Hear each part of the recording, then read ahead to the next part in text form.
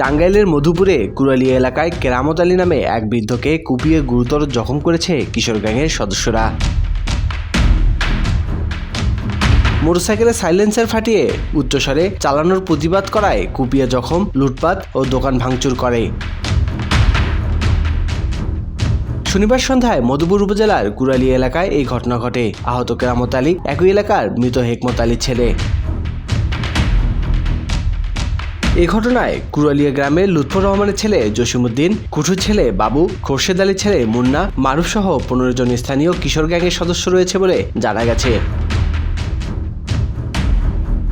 আহতের ভাগিনা সেলিম মিয়া বলেন, তার মামা কুড়ালিয়া বাজারে একজন ভাঙারি ব্যবসায়ী। এই এলাকা সহ আশেপাশের এলাকায় 10 থেকে 15 জন কিশোর গ্যাংয়ের সদস্য সক্রিয় রয়েছে। তারা এই এলাকায় নিয়মিত মাদক সেবন সহ নানা রকম অপরাধ কর্মে জড়িত।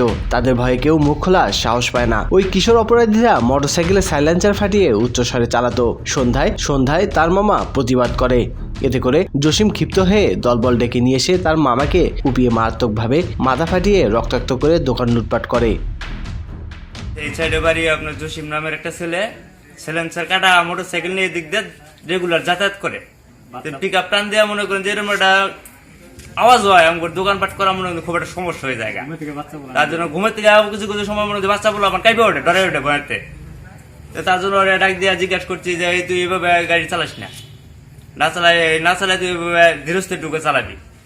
তার জন্য এটুকু বলছি। তার জন্য ও বাড়িতে থেকে পোলাপান নিয়ে এসা দোকানে এসা আমারে মারছে, আমার ফিরানো হিসাব।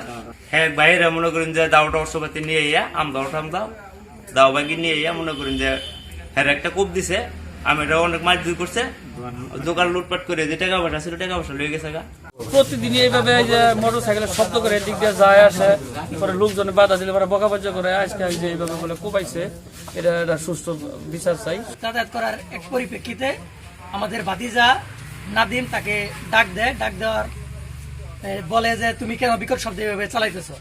বারবার এর আগে সতর্ক করা হয়েছে কিন্তু সে মানে নাই। তাকে বলার পরে সে তারে অকথ্য ভাষায় গালিগালাজ করে।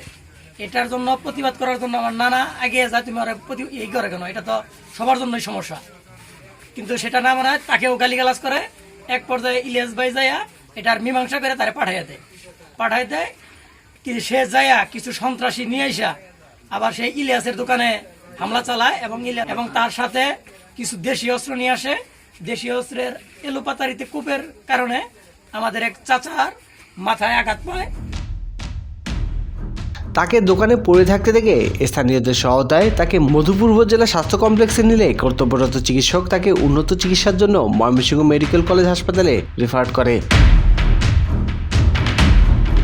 খবর পেয়ে মধুপুর থানা পুলিশ তাৎক্ষণিক ঘটনাস্থল পরিদর্শন করেন। পরে লাইসেন্সবিহীন মোটরসাইকেলটি উদ্ধার করে মধুপুর থানা হেফাজতে রাখা হয়। এলাকাবাসী প্রশাসনের নিকট সন্ত্রাসী বাহিনীর কঠোর শাস্তি দাবি করেন। স্বাধীনতা বাংলা নিউজ ডেস্ক।